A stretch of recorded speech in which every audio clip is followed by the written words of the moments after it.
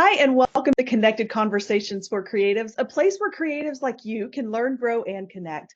I'm your host, Jennifer Carr.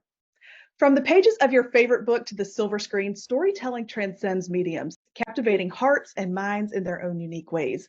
And just as those stories inspire and compel their audiences, those who create the stories have their own inspiring narratives that allow them to bring their imaginations to life on the page or the screen. Today's guest is an award-winning director, writer, cinematographer, and illustrator with a passion for independent film and storytelling. He's worked on a variety of projects in film and television, including his award-winning short film, Spirit, a Martian Story. Most recently, his sci-fi short, Tim Travers and the Time Traveler's Paradox, became his feature-length directorial debut, starring Danny Trejo and Joel McHale. So without further delay, I'd like to welcome to the show, Stimson Snead. Thank you for that introduction.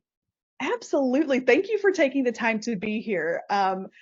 When I got the request from your rep, I had to take a moment to really think about it because I have knowledge and experience when it comes to writing, but until recently, my ventures into like the world of filmmaking, they were very brief forays, as in I watched a movie, you know what I mean?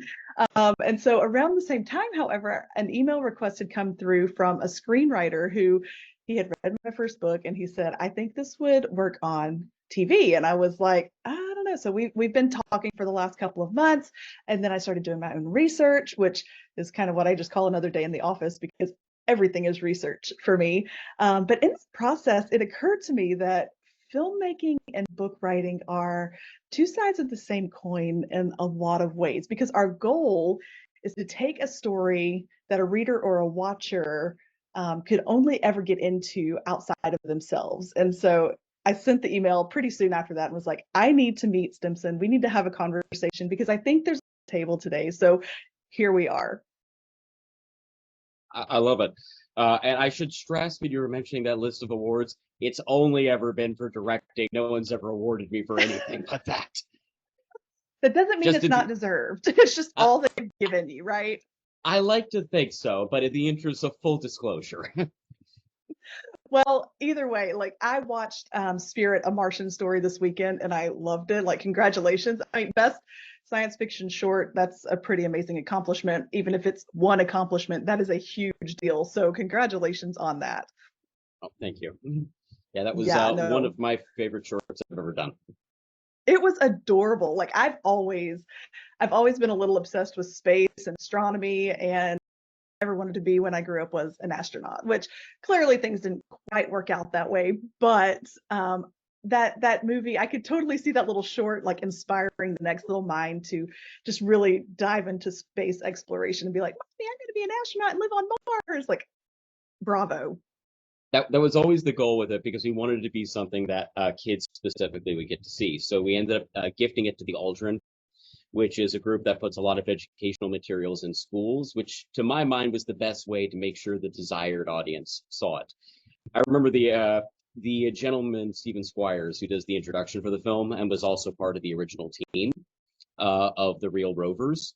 What made him agree to do it was when we showed him the film, and apparently his 8-year-old daughter loved it. So it's like, that's apparently what moved the needle with him. And it was just like, yes, target audience.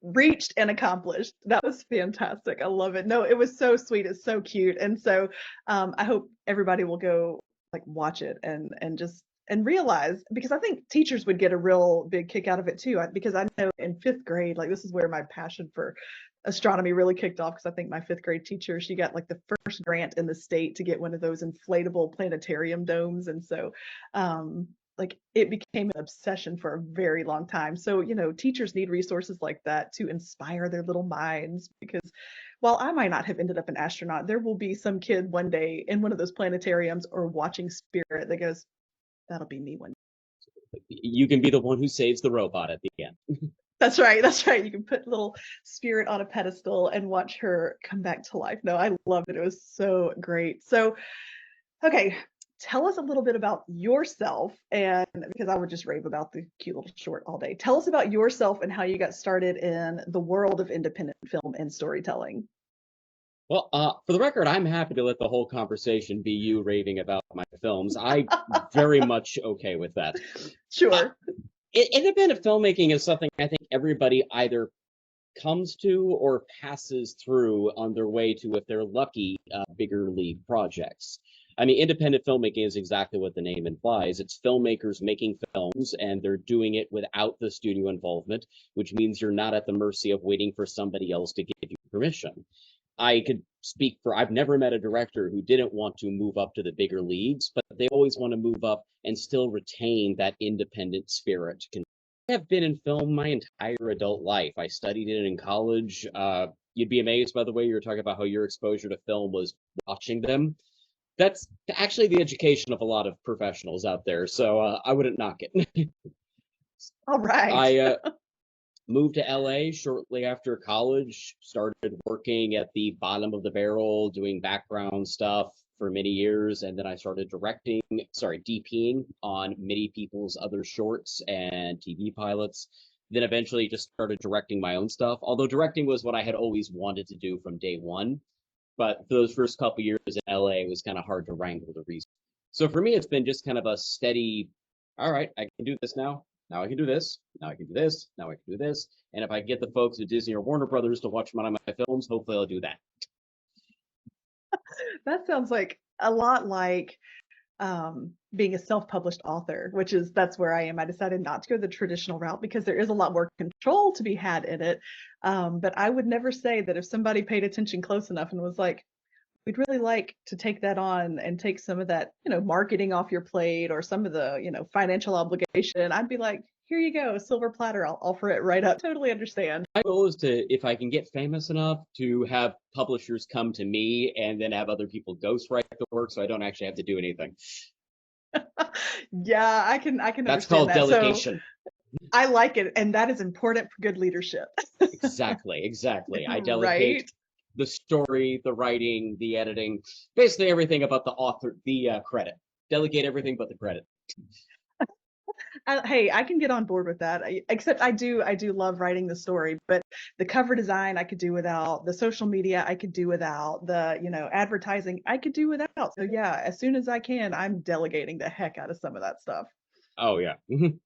hmm So tell us about some of the early influences and inspirations that just kind of shaped your creative style as a filmmaker. For me, it was all really low budget kind of grindhousey sort of stuff. Like the seed of all of my creative endeavors is the British TV series Red Dwarf, which is a show that has zero budget, zero anything going for it except a good script and a good cast. And it manages, in spite of all of the problems, to be a show that's both funny and genuinely heartfelt when it wants to be. And for as long as I can remember, I've always been into that kind of uphill battle storytelling where it's people working within very specific limited constraints, but finding a way to elevate what they have into something meaningful and profound and entertaining. I think one of the reasons I have a problem with a lot of these sort of mega blockbusters out there is these are groups that have seemingly unlimited money, and they use that unlimited money to make things that feel more generic than certain animated YouTube series that I've watched will do a better job of engaging me with their little. And so clearly, like there needs to be a strong message or a theme or something in the work that you do to make it meaningful to you. I wouldn't call it a message or a theme to me, and I think one of the reasons I've always been drawn to sci-fi more than other genres is I tend to start with an interesting idea. Here is an Hmm. idea I find interesting that I want to explore.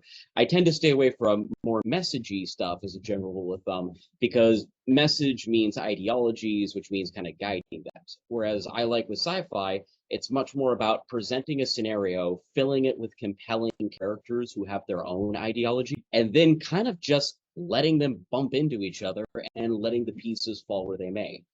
I do really prefer work that lets the audience make its own determination about the values of a given narrative. I like that. That's kind of how I am with reading. I'm like, you go into books and movies to escape reality. There are plenty of messages and agendas being pushed in reality. So let's escape that. Yeah. Well, I've not nothing against other storytellers that do it. I think it can be done extremely well. But for my, I don't know, maybe I'm just so wishy-washy in my own day-to-day politics. I have no desire to be preaching my wishy-washiness. We get enough of that too on a daily basis, so it's okay. It's all good. It's very challenging to be an extreme moderate. I can, yes, yes, yes. So Yeah. as an author, I have to ask, were you ever a big, no, you got to Were get your and inspiration am. from somewhere. Okay, okay. My library, and I have an entire room, is my library. Most people would call it a guest room, but I have a lot of actor friends, and I want to send a really clear message to my actor friends, which is you can't live here. So I don't even put a guest bed in there. That is my library. Last I counted, it's just shy of 2,000 books strong. So, Favorite one in the library? oh God, who's your favorite pet? That's a good question. You're not supposed to have an answer to that. If I were to pick a book series that I'm particularly into right now, it's the collected works of Neil Stephenson, just because of how close to the wall weird his sci-fi gets. Yeah, prior to Neil Stephenson, I was munching my way through all of Becky Chambers' work, and if you're familiar with sci-fi, her writing is like a big warm hug. Oh, I like that, like a warm chocolate chip cookie. Exactly, but in space, which makes it better, because almost Nothing wrong everything with is that. better in space. Like I grew up, my dad was like Star Trek, the original series from the very beginning. And then, and we liked Star Wars, but we were definitely Star Trek, Stargate, you name it. That was our Oh, every Trekkies night. through and through. Oh, absolutely. Live long and prosper. But yeah, so, space and space travel and aliens have always been a part of Hey, my my life. hot take: Deep Space Nine is the best one. I think that's actually a fairly common opinion among the true fans. But yeah. Exactly. hmm Yeah, hmm love Deep Space Nine all the way. Oh, that's hilarious. This conversation could go on forever in so many ways, just not even talking about being a creative person. Because, yeah. Well, I want more audiobooks narrated by the actor who plays Cisco. Okay. Like, just let that buttery voice carve through him reading Pride and Prejudice in audiobook form. How do we make this happen? We need to talk to somebody. Let's make a Honestly, note. it's probably pretty straightforward. Pride and Prejudice is public domain right now. It'd just be a matter of calling up his agent. No, it's actually You pretty got that straightforward. number? Yes, Do as a it. matter of fact. I mean, to all Man. the folks out there listening who want to develop films and work with known talent, so you all know, you don't have to stalk people. Like, all of these people have agents. That information is publicly available. So it's like, if there's ever been a celebrity you've wanted to work with and you feel like you can afford them, it's literally just a matter of reaching out to the agent. It is shockingly straightforward. I've always had a lot of friends asking, how'd you get this actor to work with you on this? And it's like, I called their agent and we negotiated a contract. Like, it was very undramatic. And that is so interesting. We see what happens on the screen, and we see the lifestyle on the screen and on the page. We don't see the people anymore, which is kind of sad. That sometimes people get kind of hidden away, but you're like, no, literally they're a phone call away. I mean, they all have Twitter accounts. It's it's Yeah. not that hard. Just Don't yeah. use the Twitter account though. That makes you come off as you gotta This is if you're gonna true. reach out to someone, go through the formal channels. That's how you show you're a professional. Right there. Yeah, unless you are crazy in that case. Well, and yeah, in that case, all the crazies, please keep to Twitter or X or Threads because it's a very good filtering system. That's right. Exactly. I love it. Oh my gosh. Okay, so thinking about being a creative minded person, and having a career in the creative arts, which is not a place that I ever really thought that I would personally be. It's just in the last 2 years that I really started pouring into it, because before that I was a marriage and family counselor, which is not creative at all. But I mean, sometimes you have to be creative, but I that's was the gonna say, difference. I feel like it could be. I mean, Sometimes you have creative solutions for some pretty big problems, and sometimes they work and sometimes they don't. It is what it is. Hopefully they work. But being a creative person with a creative career, um, I know for me, I have a creative process that I have to go through to prove my creative works. Do you have a specific creative process, like when it came to Spirit? Like, where did that idea come from, and like, what was your process getting it Well, to the screen? the process with film is multifaceted because it's such a big team to do anything. The first step, the idea, that's the easy part because that's I don't sit down and say, all right, today I'm going to come up with 7 ideas and this number will be good. It's you just go about living your life until something happens that grabs your imagination. Mhm. In the case of Spirit, the wonderful webcomic XKCD, when the Spirit Rover died, put out a 1-page comic about the Spirit Rover that I found incredibly moving. And because the author releases all of his work into the public domain, I thought it would be fun to adapt it. And the original comic was only a page, whereas mine became a 12 and a half minute piece, much more information, but it all germinated from that 1-page joke because it made me sad, but like good sad. It gave me happy. And I wanted to Mhm. see that in film form. And I was pretty confident the more I started looking into it that it was something I could pull off. So that's the easy part. Like ooh, I want to do a thing because I'm excited to do the thing. Then the method starts, and that's writing. For me, I tend to cloister myself. I have really bad self-discipline as I have a great deal of trouble writing in my own home. So I'm a go to a hotel, go on a road trip, go to an Airbnb, and lock myself in for however many days are required until I walk out with a working, which with what I usually call the vomit draft because it's terrible. It's just vomiting on a page. With a short, that's pretty straightforward, and those will usually come together within a couple of days. From writing to being ready to stamp it and say, let's go to the next phase, let's figure out how to do it. Then you get into pre-production, and now it stops being a singular. Because once you get into pre-development, that means you got to hire producers. In some case, you hire an entire studio, depending on the scale of it. At that point, it's just really about the scale of the project. If it's a small enough, I'm getting ready to do another short later this summer that I really only decided to do a few days ago when I was talking to a friend of mine who I think I'm just going to have step in and produce it himself because I've been wanting to work with him for a while. And it's a nice low key little, maybe 2-3 day shoot, tiny crew that we can make nice and intimate. So the script of that one hasn't even been written yet, but the process there was knowing I wanted to work with this guy. And I had this idea for something kind of germinating in the back of my head. Plus, I've seen enough of his other work that I know what kind of incredibly tight budgets he can work with. So for me, it's like, ooh, okay, this is something fun that I could do for the next couple of months because the feature is not going to be ready until spring of next year. So I got to keep myself occupied creatively in the meantime. I mean, there's only so much Legend of Zelda a man can do in a year. So That's understandable. sorry, was that an But incredibly overcomplicated answer to your question? no, it was good. It was good.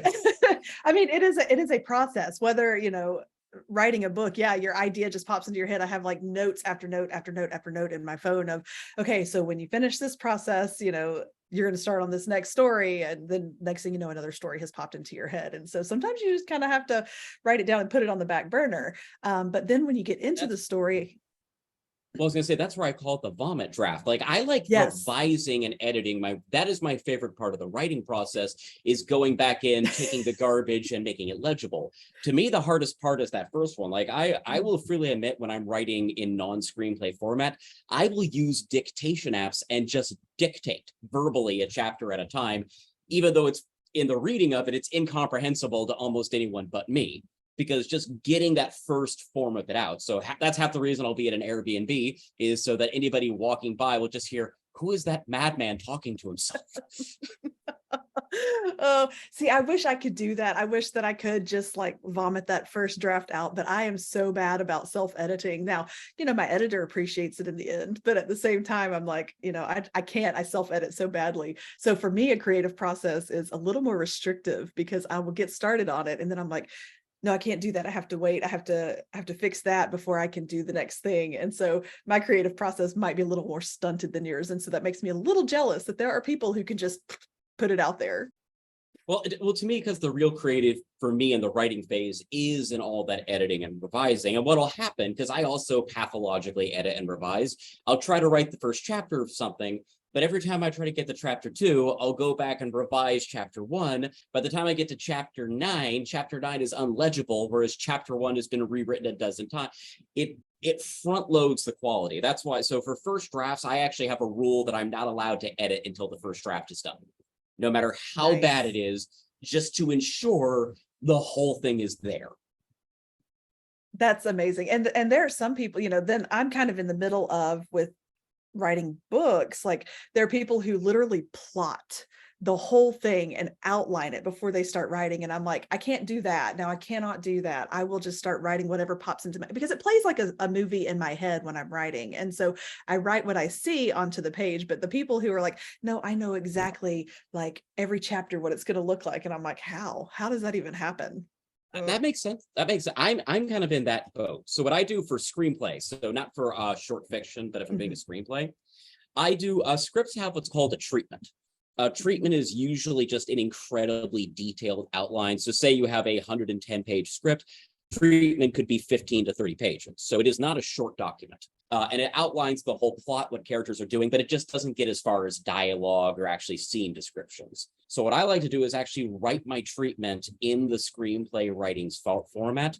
And then I go through, once I have that outline, and just start fleshing it out until a paragraph turns into an actual scene. And it lets me keep jumping around. When I come across it, it's like, oh crap, I got to make sure that happens in scene 4. All right, go back, scene 4, add that there. Ooh, this would be fun to add to scene 3. It lets me go very non-chronologically. So I take a sort of small, but letting it expand out approach, at least in my writing phase. Now that doesn't apply to shorts at all because shorts are too short.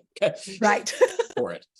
Yeah, the script I'm going to do with my friend later this summer, that's going to be 5, maybe 7 pages, and it's so light on dialogue, it may actually come in a few pages under its actual runtime.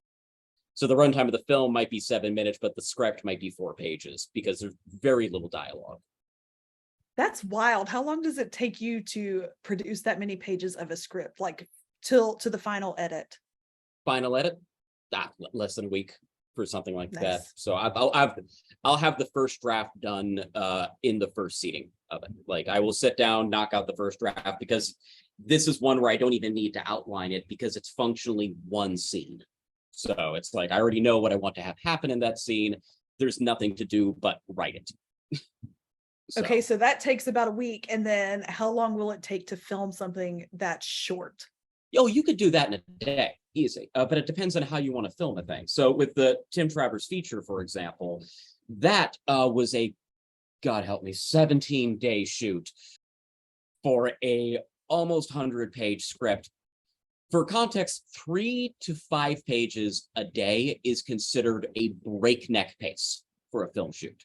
Typically 2.5 to 3 pages is more leisurely. So you want 30 or more days. To do any film in under 20 days, let alone 17, is ridiculous. To do a film like Tim Travers, which is a time travel story, so the main character actor, Samuel Dunning, plays a dozen versions of himself in the same, not even in the same scenes, in the same shots together. So it's split screen. But what that means from a practical standpoint is you don't get to film the shot. You then have to film the shot for however many times he is in it. So a shot that would normally take an hour and a half can take 3 hours of film time to do. So it was a breakneck pace, and we had to build our whole shoot to make this plausible, knowing that every scene you have functionally maybe 3 setups. So you've got to make every setup a beauty shot because you got to make it count when you get to the edit, because you're going to have very little wiggle room once you get to the edit. Something like Spirit, for example, which you watched, because the main character is entirely computer generated, all that is shooting, it's called plates. And plates are backdrops that don't have actors in it. So what we did is we went out to Death Valley because it was the closest approximation of Mars we could find. And we would set up the camera, lock it down, and we would film an actor walking through, mimicking all the performances the robot's going to do.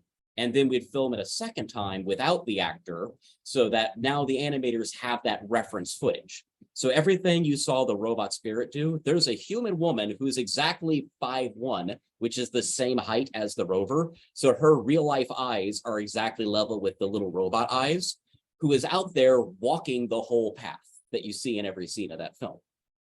But it depends on your needs. We could film it in one day if we felt like it. 7 pages is a lot for one day, but but if it's only one day, you can afford to push everybody into overtime on the logic that, hey, we're just going to knock it out. We're not going to do that because the subject matter of the film is very dark. It deals with a lot of body horror and dehumanization, but it doesn't do it through gore special effects. It does it in style and tone. And that's a very delicate, difficult thing to pull off.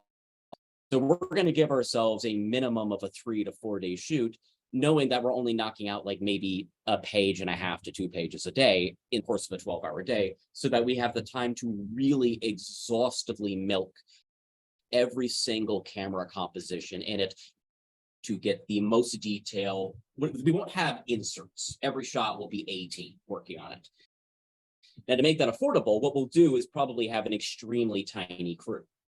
I'm sure I'll end up being like one of my own PAs. I will be my own personal assistant, which is good because if I'm my own assistant, I'm allowed to hit him, which I can't do on union sets. That's true. That is true. You have the final say and they have no choice but to listen. Exactly. So, but it really varies from project to project. Some friends of mine, they needed to knock out 12 pages in a single day, so for an episode of a web series they were doing. And what they did is they did the entire episode with my help as one continuous shot. So the camera never cuts because it all takes place in one party. But the advantage of that is it forced them, in spite of the page length, to do all the prepping for every single part of that. So once they did it, 8 takes and they were done. So that shoot day was a 12-hour day, but 10 of those hours was spent just prepping for the one shot. And then when they did it, it was just a matter of doing it till you get it right. But it let them knock out what should have taken 4 days of filming in a day. That sounds exhausting. It was. Yeah, I bet. Oh my gosh. Like I'm sitting here thinking, yeah, I like my little keyboard and my screen and my imagination. I don't, that's a long time to be with people too. And I'm very much so an introvert. And so you clearly have to be an extroverted, people-loving person to do exactly what you do. Well, I kind of love it because it puts all the pressure on the actors, because when you're doing the entire thing in one shot, every actor can't screw up. Because imagine that you have the second to last line in a 12-minute scene and you flub the line, knowing they now have to redo the whole thing from the top because of you. No pressure. All right, so warning in advance for your censor bar, because you'd mentioned to watch language. I did another version of this years ago, and in 8 takes, sorry, no, this was 10 takes. This was for college. 8 takes with the recent one. We only ever lost a single line to a screw up, and it was the second to last line from the main actor. Oh, so is she your boyfriend? He just started cussing up a storm because moment he said it, the moment the sentence came out wrong, you saw it on his face. Oh, it was delightful. Yeah, he had nightmares for months about that. No, he had nightmares about the rest of us coming for him. Exactly. Oh my gosh. Yeah, that job would not be for me. Thank you, no. But I would say to circle back to the original point, the method on set, it really just depends on what you're doing and your style. There isn't a wrong way to make a movie. Well, there is, but if the movie is bad, then you did it the wrong way. But there is no right or wrong way in principle for how you do it. And part of being a good artist, not just a director, but costume, makeup, actors, is recognizing what are the needs of this given story and how do I set up our production to benefit those needs first and foremost. And a lot of it, honestly, is just being humble. Like if you're working with a really experienced crew, suck it up, do what they tell you. Right. Sometimes experience does, trump the new guy with the fresh ideas. I totally respect that. And I think if you focus on the story, it's really hard to go wrong if you just keep the story at the forefront. I realize that there's a lot of technical that goes into making a movie, but if you're like, you know what, this is for the sake of the story, you'll probably end up with a better product in the end, I would think. Oh, absolutely. And it allows everybody to have a certain flexibility. Mm. as things go forward. Like even in just the editing phase of the feature we were on, I got to work with a great editor, Jason McKee. And as we were doing the edit on it, there were certain things where we'd have to correct for a mistake, just some random tiny thing that happened on set. It happens at every film, nothing big. But what we would do is whenever we had to make a change, is find a change that actually made the story world more interesting. Like, all right, if I have to shoot to this angle, which is not the angle I wanted to use, but I've got to be in this angle because I have to, what additional element can we give this that motivates that? What makes this shot now better? That makes sense. So you mentioned your newest project, Tim Travers and the Time Traveler's Paradox. Tell us where that started and how it ended up as a full-length film. Oh, this is embarrassing. Oh So going back no! to how ideas can come from a lot of places, sometimes ideas can come from extremely petty places. Oh no. I was at a film festival that was screening the Spirit film. And by dumb luck, the screening block I watched, which included a feature, had multiple time travel stories. And they were all using stories where time travel was a metaphor for the human condition. There were these beautifully filmed, thought-provoking character studies. And I really, really hated them. I just hated them. Because you could feel the hand of the author in every action of it, where you would have a character, this is a real scene in one of these films, talking about after they've discovered time travel, how they're going to work on this in the afternoon with their friends after they get back from class. And I'm going, idiot, you have time travel. You are God. You have more money than Elon Musk. This is not how a sane human being behaves. This is how a human being who needs to go to class because the writer needs them to go to class behaves. It drove me up the bloody wall. And I have a lot of friends who dabbled in particle physics. I've got to work at a little bit in education. Time travel is completely impossible. But the reasons it's impossible are actually really fascinating. There's actual science and theory and mathematics behind it. All these mathematics are always broken by the time traveler's paradox, but it is a legitimately interesting thing to study as more than just a magic door metaphor for the human condition. And so I wrote the short Tim Travers very drunk in one night. It was virtually unreadable, that outlined the entire plot of it because I wanted to do a story in which I had a character who would be a good scientist, where no matter what plot thing would happen, his reaction would always be, okay, how do I understand this better? He would have no character growth. He would be objectively a badly written character. And the way I would get around this is by making the character such an obnoxiously awful human being that he would be wildly entertaining to watch. And all of his sort of inhuman actions would be motivated by that. And the short, when we took it to festivals, did gangbusters. The lead actor, Samuel Dunning, won awards at multiple film festivals, including Nevermore Film Festival and Film Quest, for his performance in it, because he was great. And then when it came time to do a feature, I wasn't sure what I wanted to do, but I got put into a weird position where I realized I had to shoot some feature in about 3 months. And the Tim Travers short was as close to a market testing as I was ever going to be. And so I called up Sam. We kind of talked about if we were to make this into a feature, what would we want to see the arc for this character? Because ironically, he's got to have an arc if you're going to spend nearly 2 hours with the character. And in a hilarious twist of fate, there is a lot of now using time travel as a metaphor for the human condition. So it's all come back full circle on me. But I have tried to keep the seeds of what inspired that original short, love of actual science, love of science for science's sake, and the idea of an awful human being our main character, but also being a compelling main character, and hopefully one where we can see a lot of ourselves in his awfulness. So that's how Tim Travers came about. But it really was just born of me being slightly drunk, watching some other people's time travel movies and going, I can do this better. I love that. No, that's fantastic because there really is nothing new under the sun. But if you can take something and just make it better, then in my opinion, Or go make for it your own thing. Yes. Yeah, making it your own story. What are the things in a story like this that appeal to you? So like the running joke in the Tim Travers short is he always goes back in time 1 minute, kills his younger self to see if he can create a paradox. And no paradox ever arrives, which mathematically and scientifically it should. And getting into the questions of it gives me the excuse in the film to explore the real science. By deliberately breaking the science, but having the character understand it, it gives me an excuse as a filmmaker to explore the actual theories that are interesting.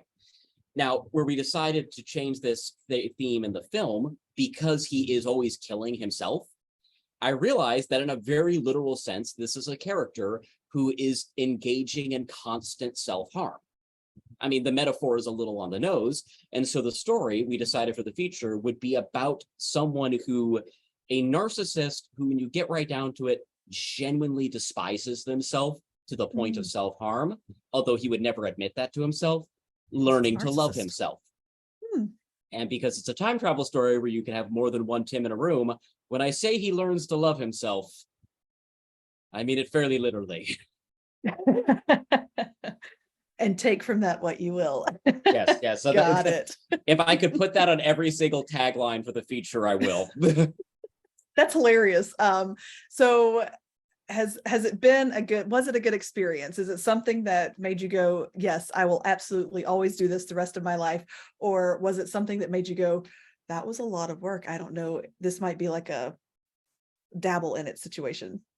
It was the defining experience of my adult life that I have looked forward to. I was actually really dreading it going in because I am mid to late 30s right now. It takes a long time to get to this point in your career that you can find the literal millions of dollars required to do something like this.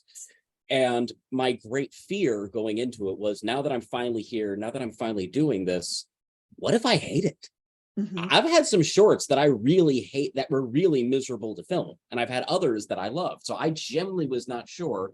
And I can confidently say that this was the most labor-intensive, challenging thing I have done in my adult life, to the point where I think I slept for the better part of 2.5 weeks after we wrapped. I was basically non-functional for a fortnight, and still kind of it's dealing with scars. And all I could think to myself at the end of that fortnight was, I want to do another one, like, just as soon as humanly possible. I would have nights where I would come home from the set that were so exhausted. I would go to the little brewery across the street from the apartment that I was living in during the shoot, because we did not shoot in LA. This was up in Washington State. So I had a whole second address for the duration of production. I would walk into the brewery, order a beer, sit there with this expression and just staring at a dot on the wall. It was like being a zombie. And all I could think about afterwards is how badly I want to do another one. So yes, I am thrilled by it, but it was also the most challenging, exhausting thing in my life. And one of the big differences between a short and a feature, like a short, you'll get into overtime. It's like, oh man, do we have the money this is going to cost us, what, an extra $300 to keep us here for an hour? Jeez, oh God. You get on the feature. All right, so we're going to have to go an hour over. What's that going to be? About $15,000. Okay, then. Faster. Let's go. All right, Sam. Get it on this take, please. Please make it perfect. You know what? Let's just edit it. Let's edit the script. This is what it's supposed to be. It looks great. Let's go, guys. Well, okay. And there's so much stuff where you have to make new decisions entirely on the fly. So we were shooting outside at this warehouse complex that had so much snow on it. We had spent days beforehand picking out where each of the locations we were going to use. It's like, all right, we're going to film this scene with the two leads here. We'll do a 20-minute walk, maybe 300 feet to this location here. Like, we've really carefully planned out our path to sort of maximize time and efficiency. And we're shooting out there with Sam Dunning, reprising his role, and also Felicia Day, starring opposite of him. And we've done all this work to pick our locations, and the UPM comes over to going, hey, minor snag, and this is day of, there's so much snow, and there's melt off today, so we're getting avalanches that could kill a person. And 4 of the locations we picked out are in the avalanche zone. So we're going to have to pick a new locations now. Like, because we got to stay on schedule, we got to do the company move in about 20 minutes. So that thing we took a whole day carefully doing a week ago. Yeah, do it. I need you to do it again, but you get like 20 minutes. Oh my gosh. Oh Ooh, yeah. that's wild. So you clearly face challenges in these situations, but they also they seem to motivate and spur you forward and kind of light a fire under you that says, I could do this every day. Oh yeah. Well, I mean, that is the joy of filmmaking. I think what makes filmmaking in the doing of it so distinct from every other art form, including theater, is it's never the same twice. The actual day-to-day job, person does thing, point camera at person as they do a thing. That never changes. But the details of what you're doing day to day is constantly changing. I can think of no other artistic job that creates so much minute to minute variety in the act of doing it. That's never the same twice. And a lot of it is just dealing with problems as they come. We had a scene with Danny Trejo. It was one of the first scenes we filmed with him. And the weather was so bad, it was probably -3 degrees. And we were shooting outside. And I remember having this moment where my brain goes, oh God, I can see the Wikipedia article now. Beloved character actor Danny Trejo dies on Idiot's first feature. I'm going to go down as the guy who killed Danny Trejo. I remember talking to Danny during, and Danny was a wonderful sport to work with, but he remember just being like, yeah, this is, I think, the coldest I have ever been in my life. And he still came to work, so it must not have been that bad. Oh, yeah. Well, I mean, we were pointing like the man's in his early 80s. We had like 4 external gas heaters pointing at him because we were all just absolutely terrified of him for killing him. The national treasure we best protect at all cost. Exactly. It's like no better way to make everybody hate you than kill Danny Trejo. Everybody loves Danny Trejo. Yeah, it doesn't matter how much you love doing the job. You lose Danny, and it's the end. Like you're just yeah. It's like sorry. I'm done. That's you don't get past kill Danny Trejo on your CV. Oh yeah, there's a hard stop at that one. Yeah. Oh my gosh. So it seems like you're real big into sci-fi, but is there a particular genre that you haven't explored yet that you might want to in the future? I've been dabbling with one that I love. I love dark children's stories. I've actually done it already because Spirit is a children's story. But I go to the 1980s Don Bluth School of Filmmaking for kids that says, if you don't make the kid cry at some point, you're not doing your job right. I think our kids' entertainment has gotten way too wishy-washy. Because I am a firm believer that kids can handle so much more than we let them. We shouldn't be out to traumatize kids. And so much of what we think about in modern storytelling is actually inflicting trauma on the audience. You're trying to gross out and make them fill with despair. But kids can handle scary. And it's worth thinking about some of our favorite films from our childhoods, our Monster Squads, our Goonies, even Hocus Pocus, Ernest Scared Stupid. To an 8 and 9-year-old, a lot of these films are unironically scary, but they're not scary in a traumatizing way.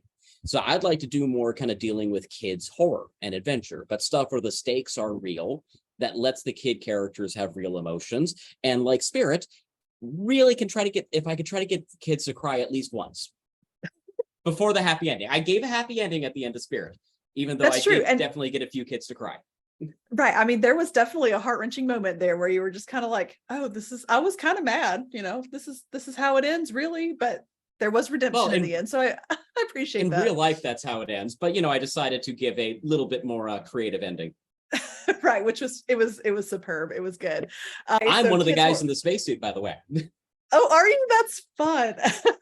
Oh, yeah. One of the other many things about doing small films, especially when you're doing shorts as opposed to features, is a lot of the time you kind of want to just let yourself have fun. So we rented our spacesuits from Global Effects in LA, and they have basically all the spacesuits from every movie you've seen in the last 20 years, including the armored spacesuits from Firefly.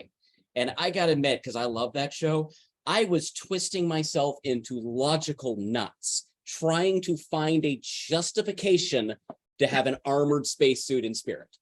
Ultimately, I could not come up with one, and we went with the more realistic, futuristic design, but I really wanted that armored spacesuit. That would have been amazing. Oh, God. I jumped through so many hoops trying to figure out a way for it to make sense. And only a select few, if you will, would have recognized it, but it would have been worth it. Absolutely. And I would have had to do some redecorating it to make it not too familiar. Sure, So, absolutely. No, that's hilarious. So kids horror, so grim fairy tales, those are pretty dark. Bringing those to life on the screen. Mm. well, I always like the idea of, I remember back in the 90s when I was a kid, there was an entire kids film was not a genre. It was the name of multiple genres because you had Mhm. kids horror like Hocus Pocus. You had kids adventure like Goonies. You had kids dramas like your Free Willies or your Secret Gardens. These were unambiguously kids films meant for kids, but they were Mhm. also serious films. And particularly the kids drama is something you really don't see a lot of anymore. Or the closest you'll get is something like Stranger Things, which is about kids, but it's not for kids, Mhm. which I stand by as a really important distinction. Mhm. Or at least Oh, I you're hope it's not. absolutely right. No, I hope, yeah, I think there's definitely should be a line where we're very particular because kids are very they're sponges and everything they Mhm. see, that kind of sticks. So yeah, no, I'm with you. There should definitely be a line. But I do think we need to see a return of more kids dramas, horrors, sci-fi, all of it. Because I right now love we it. have And sort of this one size fits all with kid stuff, and it kind of drives me nuts. oh, definitely. And look at the resilience of the generation that grew up on those movies. There's a big difference in that resilience level because, you know, even moving into like the mid to maybe just mid 90s, really looking at those movies that were for kids. As about when it started to kind of taper off and it became, well, they're just so sensitive. And then, well, It's like it's like that. You need to be considerate of not traumatizing a kid, but kids are not sensitive. If anything, they're eager for it. They want stuff that makes them feel things. Kids want to feel. As an adult and a storyteller, it's our responsibility to do it in a safe context. But frankly, I think we need to make children cry more, but for the right reasons, crying because a story moved them, not because something in their real life happened. But gosh darn it, children need to be made to cry more. It's good for them. it was good enough for me. I tell you what, And I'm that's one of with the you. values of entertainment, though. That is one of the great moral values of entertainment is it does create a safe space, not just for Mhm. kids. I'll admit in some of the darkest chapters of my life where I was sucking it up every day just to get through the day, it was a release to watch something that would force me to cry because it gave me the distance from the disasters that were happening in my own life. It gave me a place where I could process it and not be haunted by it the way I would by the stuff I was coping with. There is real value in allowing ourselves to feel things, and art can often provide the safe space. It's one of the reasons I stand by action films actually have a moral value to them. It is a release for all that pent up aggression that is a healthy release. I There like is that. Yeah, no, I agree. Mhm.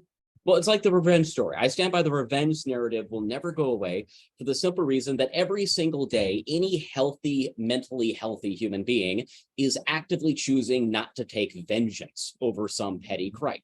We're being an adult. That said, boy, is it satisfying to occasionally just watch that revenge film. There's a And health you to it. there is, and that is the goal of the storyteller, is that when I sit down with a book, it's a little harder for me with the TV for some reason. Like a screen doesn't translate the same way, but for me with a book, I need to be able to live vicariously through the character that I'm reading in some form or fashion. I need to be able to put myself in that character's shoes to what just to escape the reality. So I'm not going to sit down and read a book about a 40-year-old mom who has a teenager because that's my reality. Like I'm not going to do that. So I want to get lost in the fantasy of whatever is on the page or on the screen. So yeah, sometimes you just need to, especially if there's a need for revenge, you just need to put yourself in those shoes vicariously, But deal it with it. creates a health to it. It's one of the reasons I will always defend the art of storytelling, even schlock. There is a place for schlock. There is a place for horror.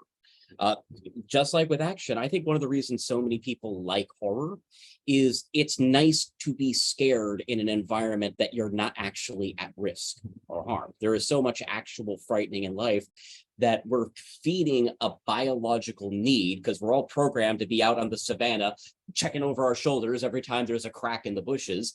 This gives us an outlet for that without actually being in danger. And sometimes it can be like an exposure therapy, a way to face things That's what that I you was about to say. particularly, yeah, I'll admit there are certain things that don't scare, like ghosts don't scare me. I don't believe in ghosts. Now, something like open water, being lost at sea, trying not to drown, that's among my worst nightmares. Yeah, I was literally going to say that it is a form of exposure therapy. The more you're exposed to it, and you don't want to lose your ability to be afraid, but to be afraid in a safe atmosphere and to be able to process those feelings. How will I respond to this situation if it was real? There's some definite. I like it. I like the way we're circling back to my world of expertise here. Exactly. Oh yeah, because you did family therapy. That was me. That's my jam. Okay, thinking about everything we've talked about and just your experiences in the world of creating, what advice would you give to aspiring writers, filmmakers, creatives who are maybe passionate about storytelling, but they're hesitant to pursue it?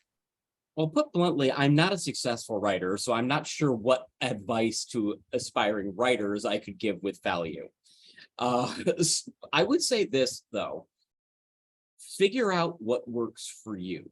One of the things that has always been a pet peeve of mine, and this isn't just true of writers, this is actors, directors, is you will frequently find people, charlatans, who want to tell you, here is the right method to do this. This is the right way to accomplish it. And it's usually whatever way they're selling. The right way is whichever way works. So if you need to lock yourself in a motel for a couple days, do that.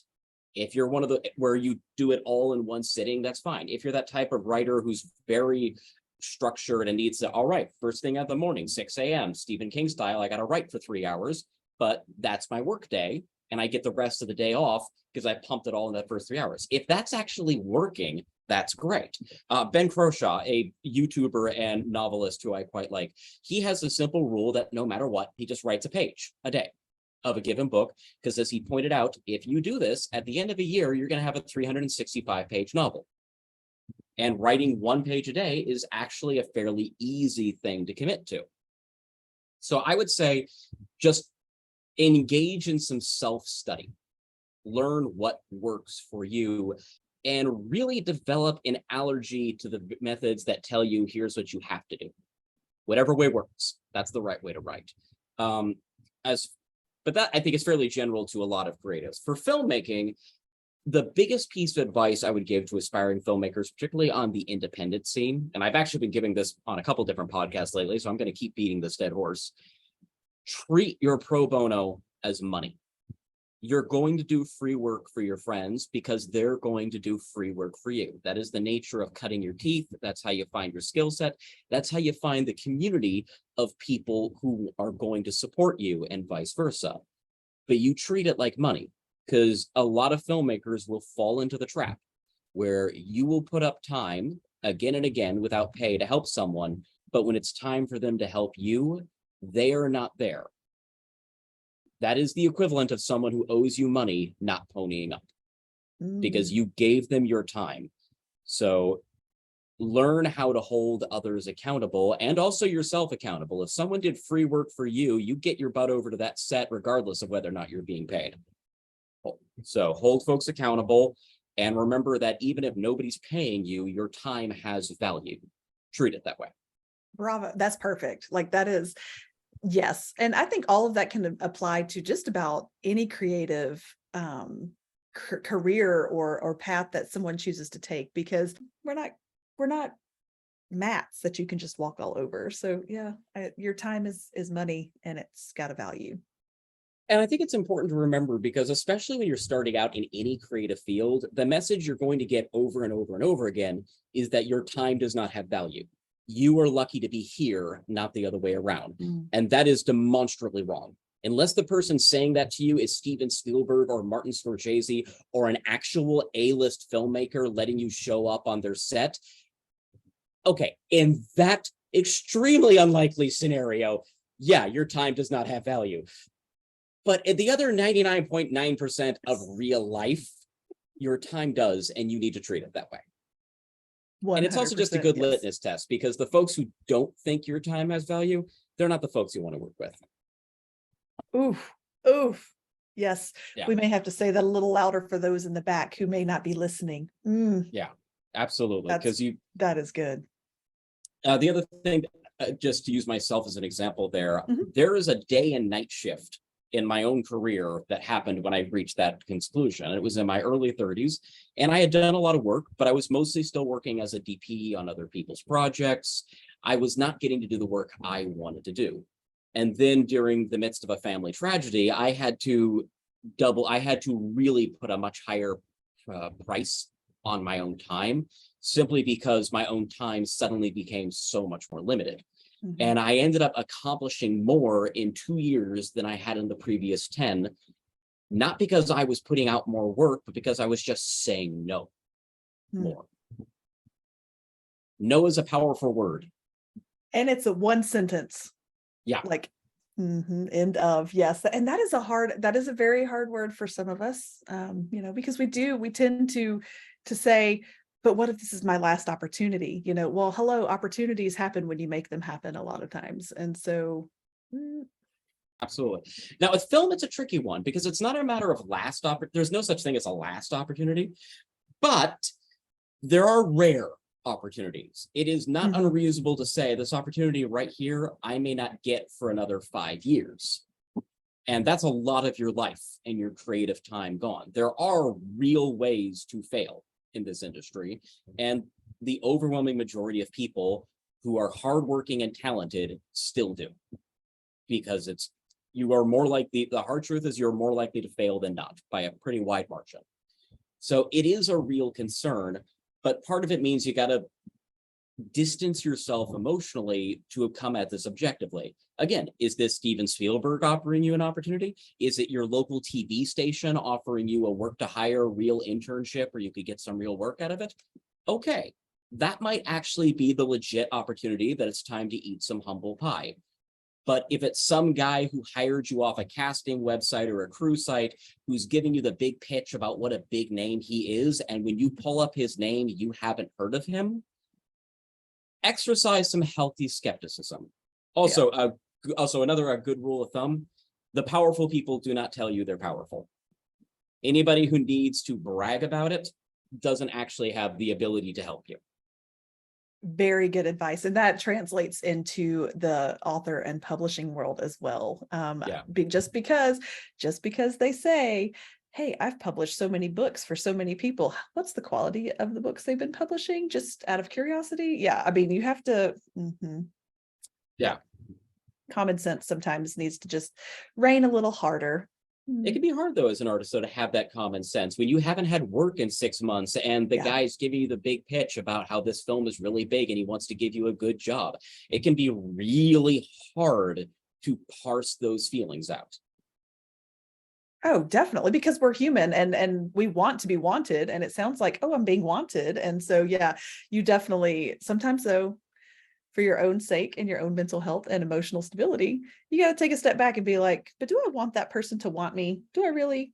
Also, another great rule of thumb. If someone's begging you for free work, do they actually have the power to get you what you want down the road if they're having to beg you for free work? Again, just exercise some skepticism is all I'm saying. Absolutely. No, that's healthy. That's good. And that's true in your real life relationships too, just to throw that out there. Oh yeah. Also romantically. Yeah. Always be a little skeptical. Just sounds too good to be true. That's your life advice. Exactly. Yeah. Stimson and Jen, we're going on the road. We're going to make sure everyone knows skepticism is healthy. It's my absolute favorite podcast. No offense. Skeptoid with Brian Dunning. Yes. You know Skeptoid? I have actually, it came across, I was scrolling through, I mean, this was months ago, and I was like, oh, that's like so me. But anyway. It's fantastic. To everybody listening, go check out Skeptoid if you haven't already. It's great. Oh, that's awesome. I've never plugged another podcast on my podcast, but by all means, no. Absolutely. Don't We're totally edit that different. part out. No, we're totally different podcasts. It's totally cool. We're very different. So we have covered a lot of ground this evening. What else is there? What else do you want to talk about?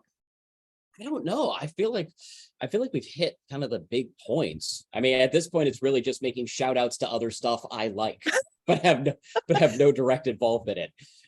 I'm good with that. I mean, how crazy is it? They're telling us that aliens are real. I mean, I'm kind of here for it. Okay. Just saying. Really big caveat on that. That's been driving me nuts. No one has said aliens are real. They have said that there's programs to get unidentified flying objects, and if you dig into what they're saying, what they mean is other test projects from other things. And No, it's one of you're those right. things where it's one of those things where, to me, I'm always kind of amazed this is a revelation. Like, of course, there's a thing to grab enemy combatants' technology. Like, isn't that exactly the sort of thing that, even in a non-conspiracy setting, isn't that what you want your government to be doing? Making sure that it's getting the best available. Like, how is that shocking? I want to believe that even though they're probably getting bullied and laughed at by the other secret forces, that there's also something in place for actual aliens. I do hope there is actually a procedure in place for that, and they're not just going to go, oh, it's okay. The truth is out there. I'm just saying. Exactly. Love that show. But yeah, anytime people are shocked these programs exist, it's like, well, wouldn't you want, like, if you had the power to set up stuff, wouldn't you want to have that in? I don't want to get caught with my pants down by the little green men, even if it's completely unlikely. I hope there bloody well better be a plan in place for that. Oh, absolutely. I agree. I just think it's really funny that we were on a sci-fi kick this evening and with all of your work. And then I was like, I'm totally bringing up aliens because you just never know.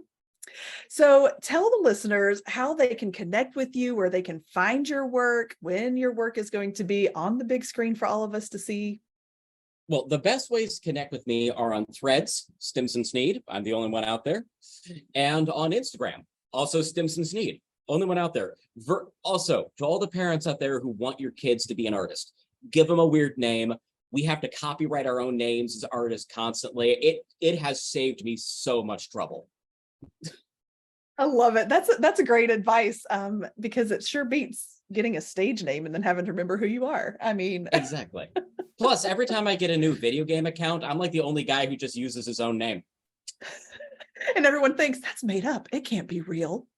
Yeah, I don't have to go with like Fist Action 5. It's just Stimson.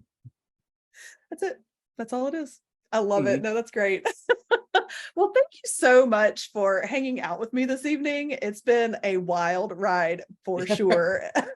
It has been wildly fun for me as well. And if you don't have fun doing what you love, then do you really love it? Well, exactly. That's one. It goes back to what I was talking about, how dynamic the act of making film is. Even if I'm making a terrible film, I've never not enjoyed the process of making it, because it is just so wild. And the fun thing, especially with crews who have been around the block a few times, we all kind of know when we're making a terrible film. And that attitude actually lets everybody else cut loose and have a little bit of fun with it. But trust me, we can all read the scripts. Like, we know when this isn't good, what we're making. But you're having fun making it. So funny. Yeah, absolutely.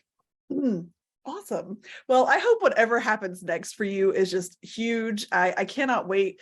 Like, I know your name is going to be out there and it's going to be big. I'm going to claim that it all started right here, just because I can, since we're shouting out other people's podcasts here. Hey, I'm just going to take credit. Anybody who comes and follows me on Threads, give all the credit to Jennifer. But follow me on Threads.